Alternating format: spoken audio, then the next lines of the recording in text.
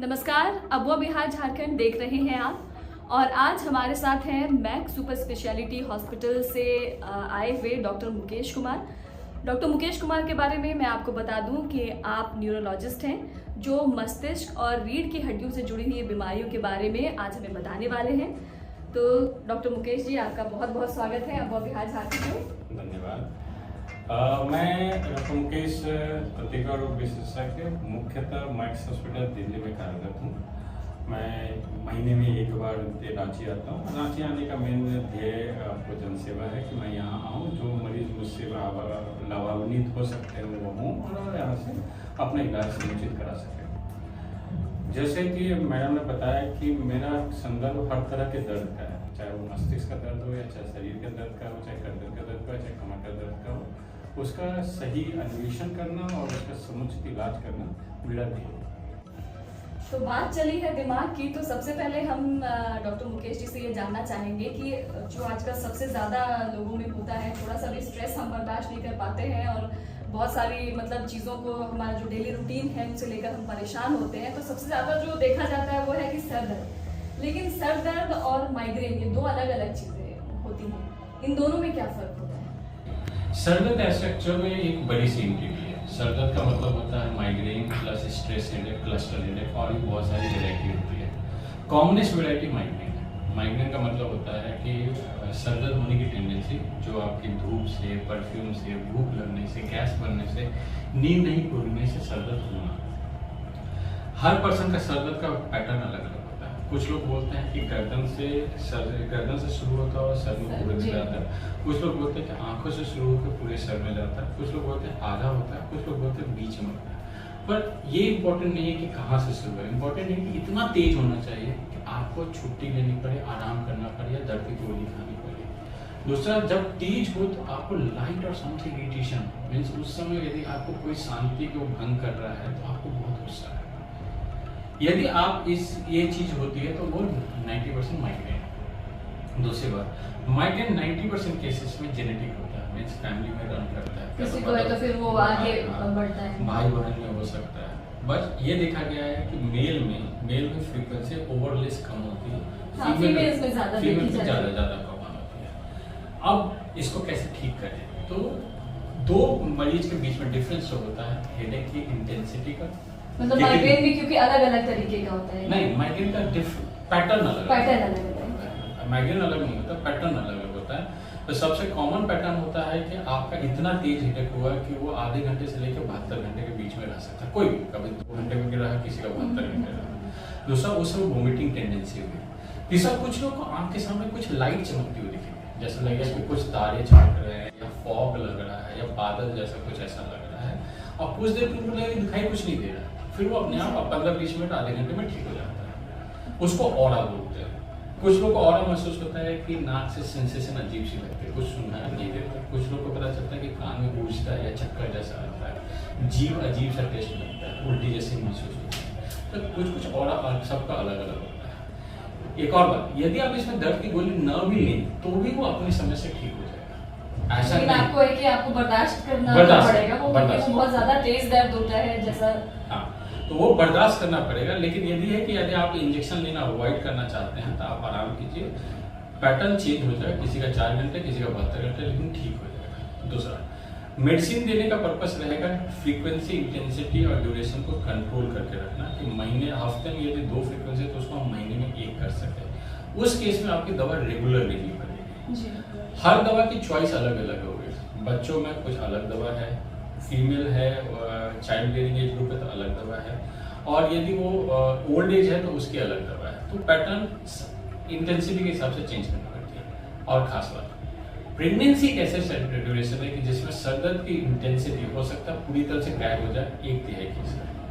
1/3 में आपकी फ्रीक्वेंसी जैसे पहले थी वैसी ही है।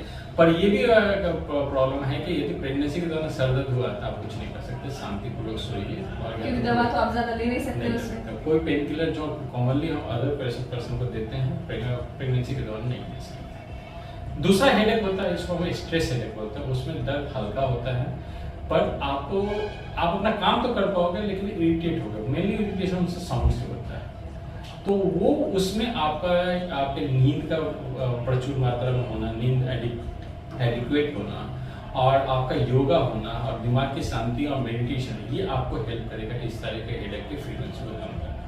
तो हर तरह का हेडेक योगा से, मेडिटेशन से, आपके दिमाग की शांति से आप अपनी दवा के यूज को कम कर सकते हैं, हेडेक की फ्रीक्वेंसी को भी कम कर सकते हैं। यदि इससे ना हो तो दवा की जरूरत तब पड़ेगी यदि आपका हेडेक इतना हो कि आपकी दिनचर्या अस्त व्यस्त हो जाए, आप मेडिसिन का कीजिए और मेडिसिन लेके अपने हेडेक को फ्रीक्वेंसी को कम करके फिर बात जैसे कि आप कह रहे हैं योगा की, तो योगा में भी तो कुछ खास आसन होते होंगे जिससे ये माइग्रेन के आप मतलब थोड़ा सा असर। यूजुअली देखा जाए तो प्राणायाम हमेशा हेल्प करता है, क्योंकि ये सारे के साथ जब आप रेस्पिरेशन को, सांस की गति को कंट्रोल करते हैं, होल्ड करते हैं, या तो सांस लेते समय लें या सांस ले के होल्ड करें या धीरे से सांस छोड़ें, इन तीनों प्रक्रिया को यदि आप संतुलित रखते हैं तो ये हर तरह की बीमारी को कंट्रोल करता है। तो प्राणायाम सबसे कॉमन चीज है, सबसे कॉमन करने वाला चीज है और इसके लाभ बहुत अनेक है। तो कई बीमारियों में भी ये जो है सहायता करता है उसको कम करने के लिए। मतलब देखिए आप जैसे कह रहे हैं ना, हम नई नई टेक्नोलॉजी से रोज बढ़ते जा रहे हैं, सीखते जा रहे हैं, लेकिन फिर भी जो एक हमारी जो मूल संस्कृति का आधार है योग हमें हर जगह जो है वो मदद करता है। तो इन चीज़ों को आप जहाँ तक हो अपनी ज़िंदगी में थोड़ा सा कम से कम 5-10 मिनट आप ज़रूर लाइए, जिससे कि आपको खुद ही फायदा होने वाला। दवाइयों पे निर्भर रहना कोई अच्छी बात तो है नहीं, जैसा कि डॉक्टर साहब बता रहे हैं कि योग सबसे ज़्यादा इसमें असरकारक रहता है। तो योग को थोड़ा सा आप थोड़ी प्रायोरिटी दीजिए अपने लाइफ में।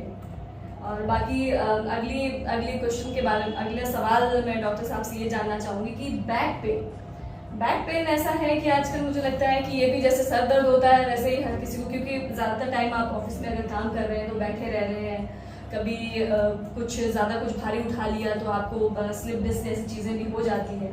तो ये क्या चीज़ है और इसको मतलब कैसे आप धीरे धीरे क्योर करेंगे, या कब तक कितना ये हमारी ज़िंदगी को प्रभावित कर रहा होता है? बैक पेन का मतलब हम इसको ओवरऑल बोले तो ये स्पाइनल पेन बोलेंगे। मैं इसको स्पाइनल पेन गर्दन से लेकर कमर के बीच में कहीं कुछ भी हो सकता है। सबसे कॉमन कारण है हमारी life style, sedentary life style, जिसमें हम बैठे रहते हैं, हम बैठ के ज़्यादा काम करते हैं, झुक के ज़्यादा काम करते हैं। दूसरा हमारे धूप में हमारा संपर्क का कम हो जाना, जिसके कारण से हमारे शरीर में विटामिन डी और कैल्शियम की कमी हो जाती है। ये दोनों आपको एक प्रीडिस्पोजिंग फैक्टर बनता है कि आपको टेंडेंसी क्रिएट करता है कि अब आप बैक पेन होगा। फिर किसी दिन आपने उल्टा सीधा पोस्चर यूज किया, झुक के ज़्यादा काम कर लिया, तो मसल अकड़ती है और उसके बाद एक ट्रेंड शुरू हो जाता है, एक साइकिल शुरू हो जाती है। फिर अगले दिन फिर मसल फिर वो ठीक हुआ, फिर आपका पोस्चर बदला, एक दिन आप ठीक हो गए तो बस खुश हो गए, फिर पोस्चर और खराब कर दिया, तो एक साइकिल चलती है। सबसे उसमें जरूरी चीज है कि आपको समझना कि ये जो गर्दन का दर्द है, ये आपके नस का दर्द हो, एक तरह का प्रोटेक्टिव मैकेनिज्म, मीन्स आपका कमर मसल्स एकदम टाइट हो जाता है, जो वो इसलिए क्योंकि आपके नर्व को बचा सके और डैमेज ना हो। ये नर्व एक तरह का बिजली का तार होता है जिसमें स्पार्क होता है, वो स्पार्क सोर्स से स्टार्ट होके उंगली में यहाँ तक, पैर कमर में से लेकर अंगूठे तक वो फैल सकता है। इवन एडी का भी जो दर्द है, जो आपको चलने पर बढ़ता है या एक्टिविटी में बढ़ता है, वो नसों का ही दर्द करते हैं। उसमें सियाटिका भी एक लेमन वर्ड है, जिसे सियाटिका जो कमर से शुरू होता है और नीचे एडी तक जाता है। अब इसमें कैसे करना है, तो इसमें सबसे जरूरी चीज है कि पहले आप ये देखिए कि आपकी कार्य क्षमता इससे कितनी प्रभावित है। यदि कार्य क्षमता इतनी प्रभावित है कि आप अपना डेली रूटीन नहीं कंप्लीट कर पा रहे, या तो 3-4 किलोमीटर नहीं चल पा रहे हो, तो आपको दवा लेना पड़ेगा, ठीक है। इसके अलावा यदि आप दवा नहीं लेना चाहते हैं तो जो सबसे जरूरी चीज है बैक एक्सटेंशन एक्सरसाइज, जिसमें आपको खड़े होकर मेनली आपको स्पाइन को पीछे की तरफ ये करना पड़ेगा। इसको आप धनुषासन भी बोल सकते हैं। ये धनुषासन आपके पूरे बैक मसल्स की एक्टिविटी को स्ट्रॉन्ग करेगा।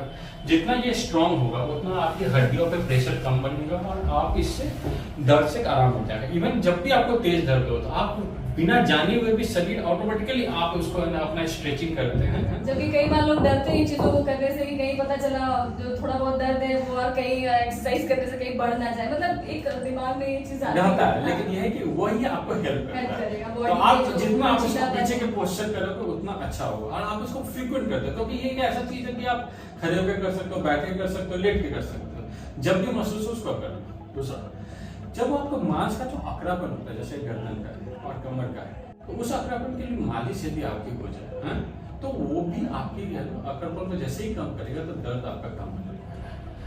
इन सब के साथ प्लस कैल्शियम और विटामिन डी रेगुलर लेते रहना है। ये आपको ओवरऑल दवा से निजात दिलाएगी। लेकिन यदि आपकी इसके बावजूद भी कार्य क्षमता प्रभावित होती है तो आपको ऐसी मेडिसिन लेनी पड़ेगी जो नर्व पेन किलर, न कि कॉमन पेन किलर जो आपकी किडनी खराब करते हैं। तो ये एक तरह का एक समुचित व्यवस्था है, सामाजिक और शारीरिक व्यवस्था है, जिसमें आप योग करके, धनुरासन करके, अपने मसल्स पोस्चर को कंट्रोल करके, विटामिन डी लेके अपनी कार्य क्षमता को प्रभावित कर सकते हैं और उसको और इम्प्रूव कर सकते हैं।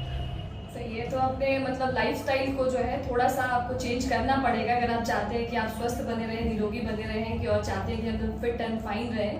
तो सिर्फ काम नहीं करते रहना है या सिर्फ अपने आप को नेग्लेक्ट नहीं करना है, आपको थोड़ा सा वक्त निकालना पड़ेगा। योगा के साथ साथ जो थोड़े बहुत एक्सरसाइज डॉक्टर साहब बता रहे हैं तो इसे अपनी जिंदगी में शामिल करना ही पड़ेगा। और पोस्चर की बात जहाँ तक आप कह रहे हैं तो हमेशा कोशिश करें सीधा बैठने की। मैंने कोशिश कर रही हूँ मैं सीधी बैठूं, क्योंकि ये कमर दर्द एक ऐसी चीज है जो हर किसी को कभी ना कभी झेलना ही पड़ता है। तो उसके लिए अच्छा है कि आप अभी से ही अपने आप को तैयार करें। जब से कहते हैं ना कि अगर 20-25 साल के आप हैं आगे, तो और महिलाओं में खास करके होता है कि भैया डिलीवरी है, ये सब चीजें होती है तो बोन की डेंसिटी कम होती जाती है। तो ये प्रॉब्लम तो होना ही होना है कि आपको कमर में दर्द होगा। तो उसके लिए जरूरी है कि आप अपने पोस्चर को ठीक करें और थोड़ा बहुत एक्सरसाइज करें, जिससे आपके रीढ़ की हड्डी का लचीलापन जो डॉक्टर साहब बता रहे हैं अकड़न कम हो। और एक चीज और इसमें मैं आपसे जानना चाहूंगी कि जो गले का दर्द, ये भी इसी में शामिल हो जाता है। सर्व बैक एक्सटेंशन, गले का दर्द और ये कमर का दर्द। गर्दन के दर्द के लिए आप ये एक्सरसाइज करते रहिए। शोल्डर को जितना आप उठाएंगे, श्रडिंग बोलते हैं, शोल्डर श्रडिंग जितना करेंगे उतना आपके गर्दन के मसल्स कॉन्ट्रैक्ट है। प्लस आपका जो बैक धनुरासन है इसको आप नियमित रूप से करेंगे। पर इसमें एक और चीज, आगे झुकने की जब यदि दर्द शुरू हो जाए तो आगे झुक के जो ऐसे काम करते हैं ना, नी करो के ऐसे आगे झुकना, ये काम मत कीजिए। ये आपकी हर तरह के दर्द को बढ़ा देगा। तो कोशिश कीजिए अपने घुटने को प्रयोग कीजिए, नीचे घुटने को मोड़ के बैठिए, हाँ, उठिए, आगे कम झुकिए, तो आपके दर्द ज्यादातर बढ़ने से रुक जाएंगे। मतलब सीधा झुकने से अच्छा है कि आप एड़ी के घुटने को बेंड करके फिर आप सीधे झुकने से। कई बार इसी में होता है कि झुकने के दौरान ही जो स्लिप डिस्क वाली चीज आ जाती है, कई बार वो स्लिप डिस्क बढ़ जाती है। हाँ, स्लिप डिस्क बढ़ जाता है क्योंकि वो शायद उसका जो रीढ़ की हड्डी वाले तो उसमें पेन शुरू हो जाता है, उसके मसल्स अकड़ जाती है, नर्व दबने के कारण मसल्स में अकड़ापन आता है, उससे आपकी दर्द ज्यादा बढ़ रहा है। तो जैसा कि आपने डॉक्टर मुकेश कुमार से जाना कि रोग तो हैं और इन रोगों से बचने के उपाय भी हैं, लेकिन सबसे ज्यादा जरूरी है कि आप अपने डेली रूटीन को थोड़ा सा जो है चेंज कीजिए, योगा पर आइए। दवाइयाँ खाना कोई बहुत अच्छी बात नहीं है, अपनी लाइफ स्टाइल को थोड़ा सा चेंज करके 5 से 10 मिनट अपने लिए निकालिए और कम से कम योगा को अपनी लाइफ में जो है आप अपनाइए इस चीज को। तो हमें इतनी अच्छी जानकारी देने के लिए डॉक्टर साहब आपका बहुत बहुत धन्यवाद। जाते जाते मैं अपने दर्शकों के साथ एक और खास बात शेयर करूं कि डॉक्टर मुकेश कुमार यहाँ रांची महीने में एक बार आते हैं और यहाँ निःशुल्क सेवा देते हैं। यानी कि अगर आप मस्तिष्क यानी दिमाग, सर दर्द, गले का दर्द और कमर के दर्द से परेशान हैं तो आप इनसे निःशुल्क परामर्श ले सकते हैं। यहाँ नीचे नंबर फ्लैश हो रहा है, इस नंबर पर आप कांटेक्ट कर सकते हैं इनसे। तो इसी तरह हमें दीजिए इजाजत और रखिए अपना ख्याल, योग अपनाइए और निरोग रहिए। नमस्कार।